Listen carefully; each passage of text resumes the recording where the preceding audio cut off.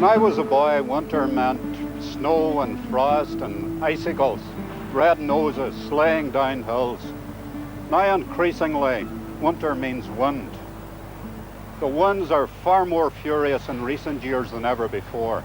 Now, we always had winds. We always had flooding as well. We always had the big Atlantic Ocean here, smashing up against these rocks. But these things seem to be more furious in recent times. Winds themselves are pretty normal. Coming in our direction, they happen way out there in the Atlantic, where cold air coming down from Iceland and Greenland and northern Canada meets hot air coming up from the equator. And with these two masses of air meet, you get great turbulence.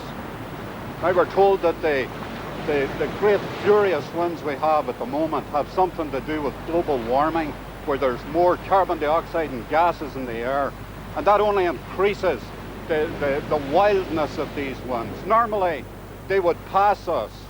They would pass Northern Ireland here and away up to the tip of Scotland. Now they're coming straight at us. Maybe that's got to do with the fact that Canada was a that bit colder this year, so that this cold air and warm air met that wee bit further down the Atlantic. This is a very awesome sight, and we're told maybe in years to come that whenever the temperature gets a bit warmer, maybe even 5 degrees warmer, the ice caps themselves are going to melt. And this would be no place to stand, I can tell you, if that were going to happen. Meanwhile, we still have the other signs of winter. We still have the frost, we still have the snow. And even though it's winter, lambs are being born, and the trees and the shrubs are beginning to show growth again.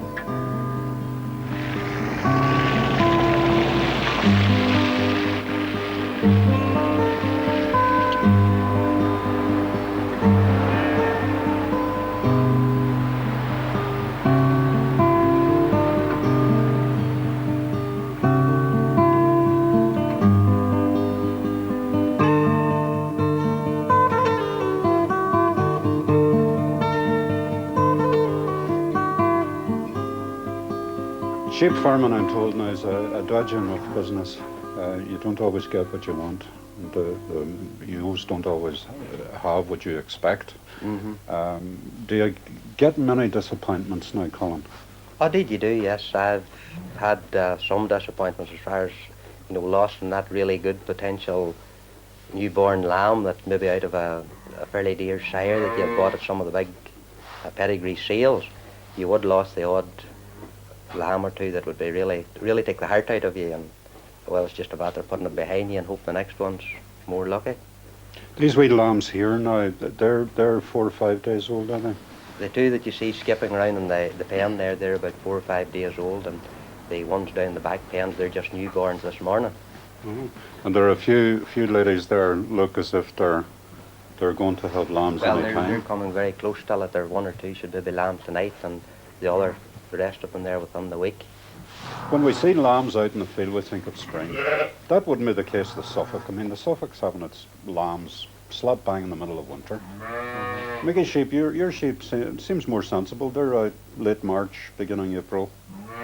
Beginning April, but you can also run into problems after beginning April as well. You can have the same or very similar problems maybe to corn last, but they don't last as long. That's the biggest advantage we'd have, or anybody lambing at that time of year.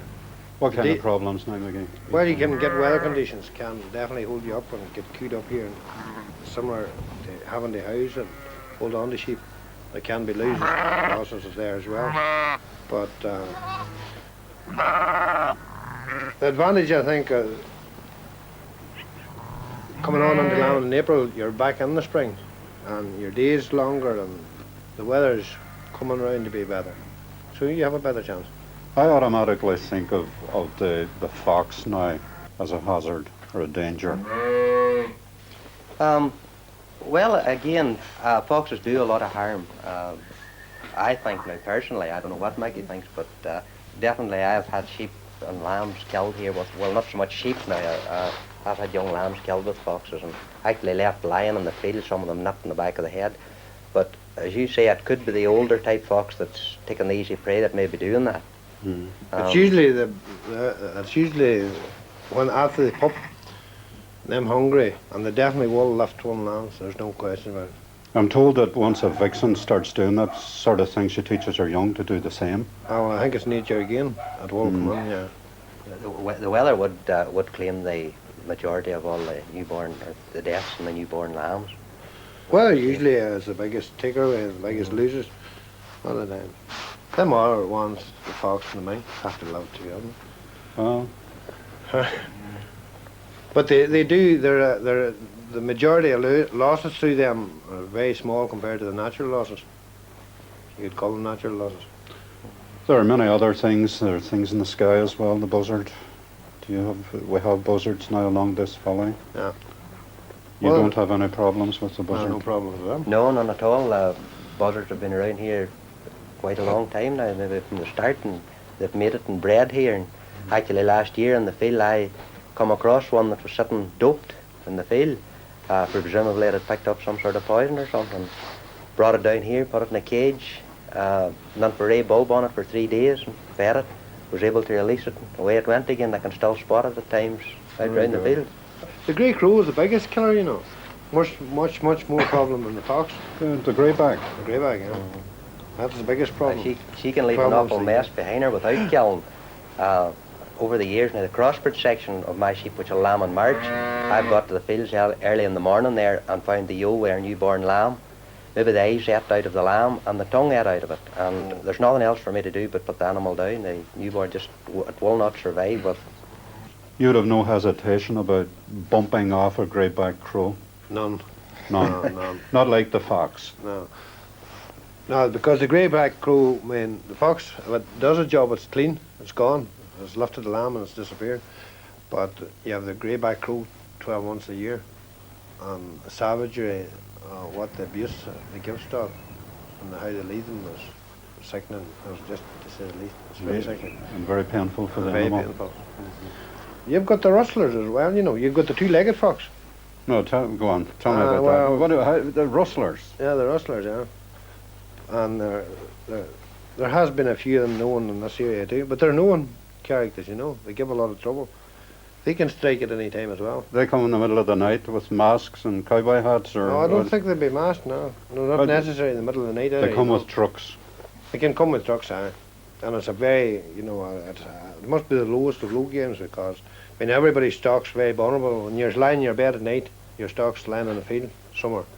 But it has happened now, and it has happened. It's happened to me this year. There was 10 sheep there just right before Christmas. People Well, came along and pinched them. Yeah, they disappeared, didn't they?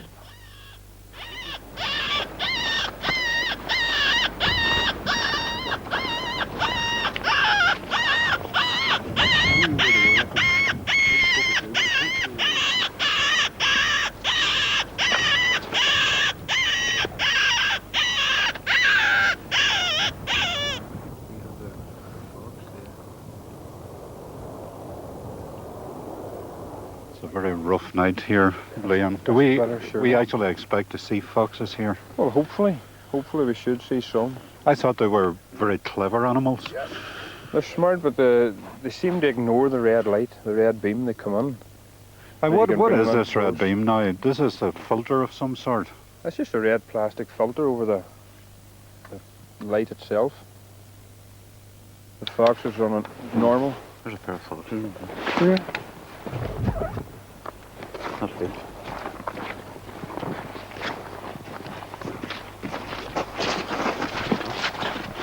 Can you see them? See them?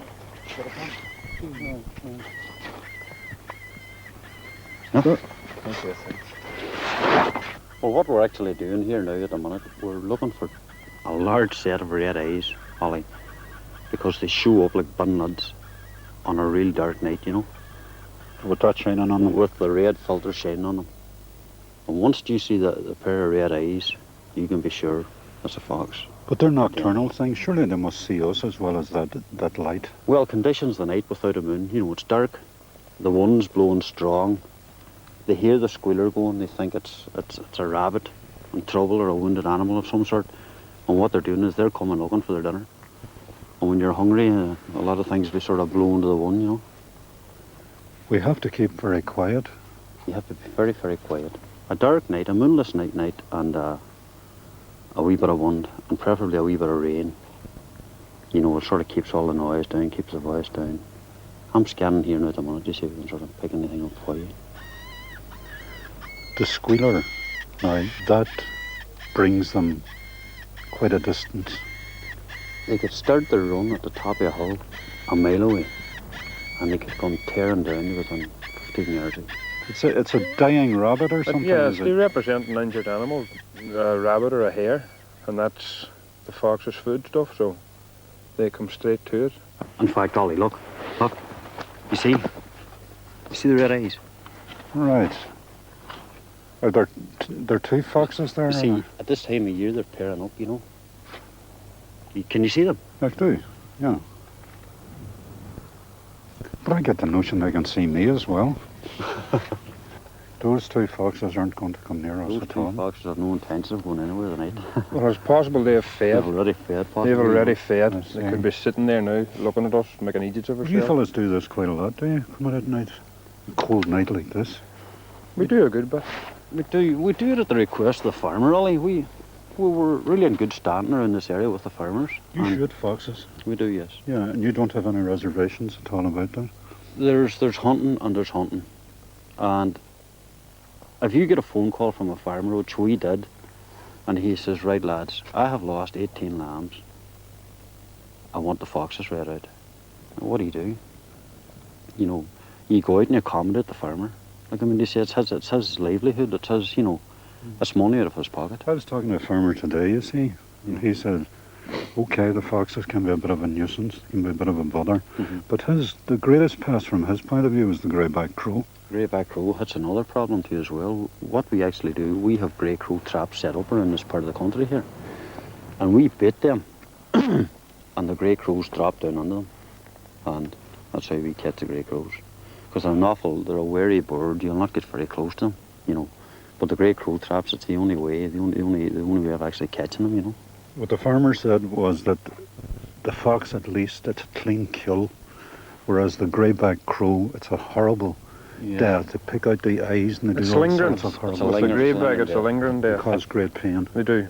You know, but we handle them all right here with the grey crow traps. We definitely, you know, we do a good job all right, you know.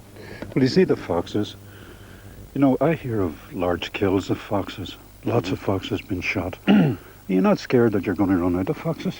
But there's large state forestries here now. And I mean very large state forestries. And no one has ever seen the centre of them. And they're a hiving place for foxes. It's like a slumberland bed. They don't even burrow anymore. They just go in and lie in the middle of it. But you'll never take all the foxes. We wouldn't have any intention of taking all No, the you foxes. wouldn't want to do that. You don't want... The fox does serve a purpose. Every species serves a purpose. Would you be shooting foxes the year round, or would it be at this time of the year, or? Well, the way we look at it is they have the right to lay their litter and rear their litter. That's like a family at the end of the day. And we're not that heartless type of beings that we sort of, you know. Oh, I'm sure. We don't. The dog fox, he does supply the. He does. He does supply the young and the vixen while she's in the earth. Would that be right? That's right. That's He correct. would be the one that would do most of the damage while the vixens and the den with the young. But believe it or not, Ollie, for example, a litter of 9 cubs, which you can get, even more, they take an awful lot of feeding. Yeah. Because, like, I've been walking up the ditch, and many's a bar I've looked at, and you can see chickens, ducks, you name it, they have the best of eating. Pheasants, they have the, you know, the dog fox they actually feed killing better. those. Yeah, they feed better than we feed sometimes ourselves, as regards ducks, pheasants, and what have you not, you know. That's all I can say in progress.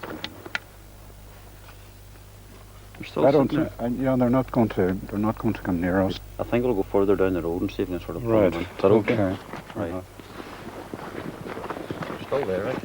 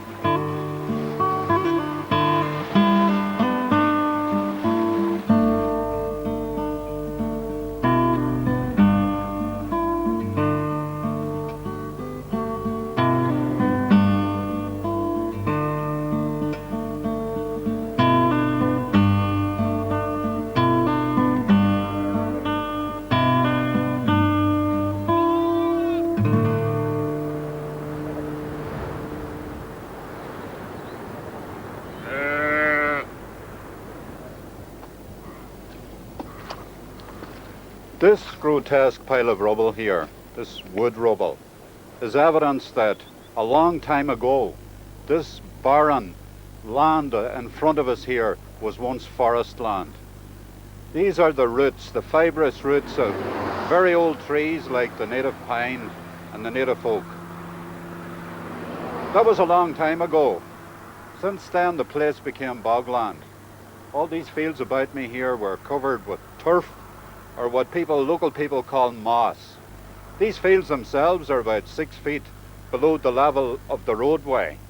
And when the farmer came along to clear the land, to seed it again, to plant it, to make it arable, to make it useful for sheep and cattle, he expected to find lots of stones and rocks and that kind of impediment.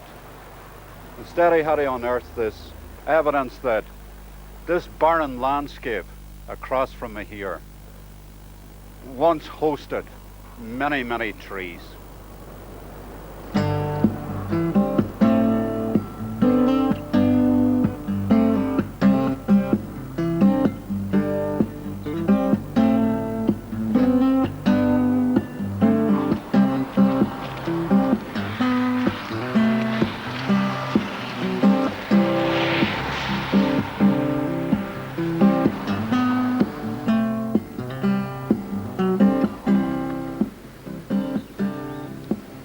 All over the country, you find old structures like these, man-made structures, relics of the past.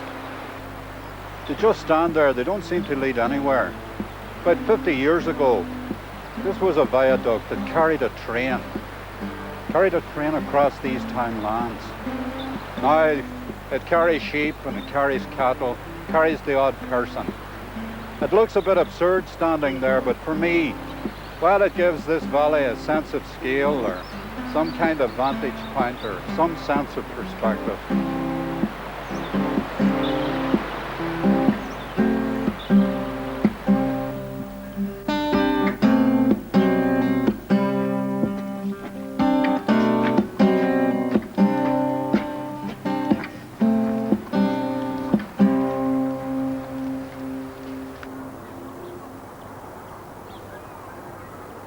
On a winter's day, whenever I want to watch small birds, I don't go out into the wilderness, out into the wild. I come here. I come to this garden. This garden belongs to Idabel Anderson. Idabel's an old friend of mine. And in recent times, she has spent an awful lot of energy and an awful lot of time attracting small birds to this garden. This place is a haven for lots and lots of small birds. Idabel, you have a terrific variety of birds out here in the garden. I'm rather lucky, and I have so many varieties. There's so many different, I mean, the little birds as well as the big ones, because I have a lot of coloured doves, which really, they're marvellous because they don't seem to be a bit worried by anything. Well, the birds I notice most of all are, you have the cold tit, the great tit, the blue tit, and lots of finches. I have a lot of finches. And the funny thing about it is I never have had an awful lot of cold tits, but I've had quite a few. Well, I see a few here today. But I have a lot of the great tit. Mm-hmm. I noticed the dunnock about as well. It keeps itself under the trees. It only comes out when it's on its own. It isn't a gregarious bird at all. That's a shy. It's very shy. And then, of course, now this last while I've had an awful lot of sparrows. Cheeky. But they're not a bit shy.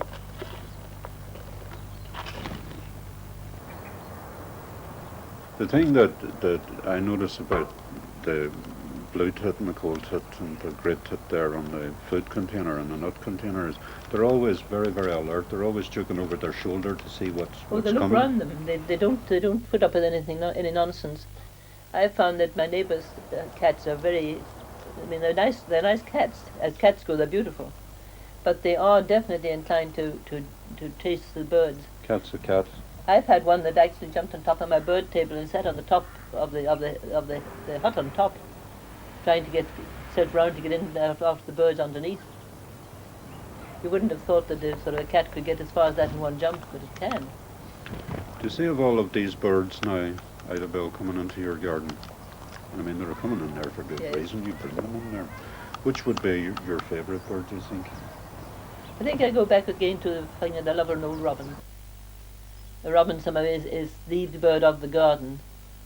You only have one or you have two at the outside in each area because it is territorial. And it's your bird as much as it's their garden. They're very good with human beings, they're so friendly. But my word, they can kill each other if they get going. They're quite bad-tempered. Oh, very bad-tempered and very vicious. Another territory-seeking bird coming into your garden would be the thrush. Funny enough, I found the thrush, they're always in the garden somewhere, but you never see them. You only see them occasionally. The greenfinch now for me is a very attractive bird, lovely yellow. Well, the yellow stripe down its sides is lovely, but that of course is on the cock. Mm-hmm. They're a beautiful looking bird. They're almost as good as a canary. The chaffinch, it feeds on the ground mostly. It's mostly on the ground, though. It does go up to the bird table. It goes for the seeds. Yes, it goes for the seeds, but it prepares the ground.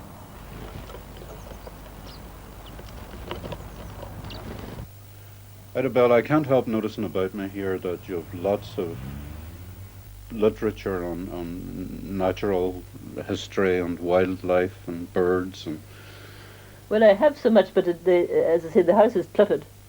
It isn't exactly tidy, because I have my bird books and my drawings and things all around the place. Because I feel that if I live in my own home, what's to worry me if it's not tidy? Mm.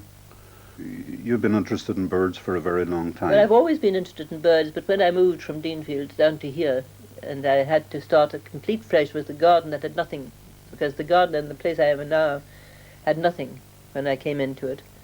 And I decided that I couldn't have, if I had a cat or a dog, they would need an awful lot of looking after, and I was working at the time. And I just hadn't got time to look after them properly. So I decided that the only thing I could have, if I didn't have cat or dog, was birds. I mean, what life has a bird got in a cage? Though I must admit that when I was a tiny child, we'd had a parrot in the family. But then, of course, that was in the days when nobody thought anything about keeping a bird in a cage. Mm. But I would never keep one now. And I think it's a tragedy. It is illegal, of course. Yes, but it is a tragedy. Yes, of course, it's a tragedy.